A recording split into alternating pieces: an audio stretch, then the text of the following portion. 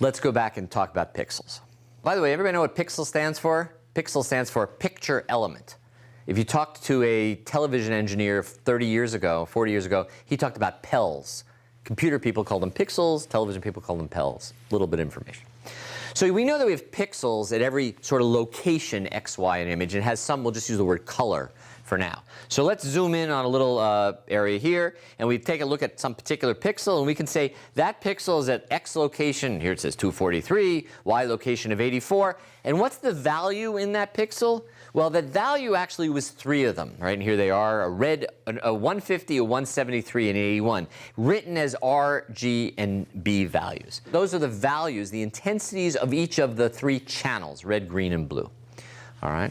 So the color here are vectors. Remember we talked about them as being a vector image, right? So at every location we get a different vector. By the way, you'll see over here on this white pixel, it says 254, 255, 251.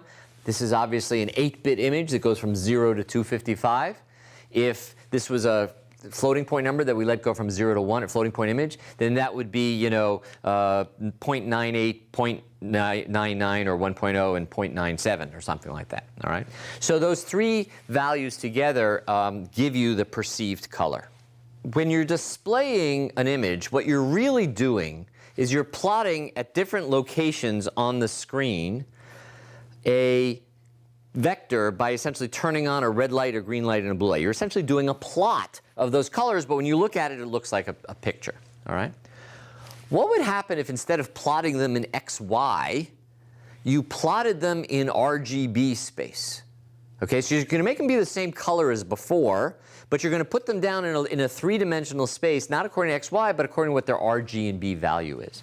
Well, so here I have that same little picture, and I pull out the first pixel, and you can see here that red is 152, green 50, blue 40. So that's what's down here, and this is in this 3-dimensional space. All right. Here's another point closer to white, so it's all the way up in the corner. And finally, here's a third point. All right. So these are plotting these pixels in the RGB space. So we go from image space to color space. So let's take those fruit pixels and plot them all in RGB space. What would that look like? Well, it would look like this. And this is sort of a kind of an elegant 3-dimensional plot of that. And what you can notice right away is that the pixels are sort of grouped, right? These kind of reddish pixels presumably have something to do with the apples. What are these whitish pixels? Well, they're going to be the background. And here are these yellowish pixels, probably have to do with the oranges. And you start to think about, we might be able to use your location and color space to try to segment out the different parts of the image.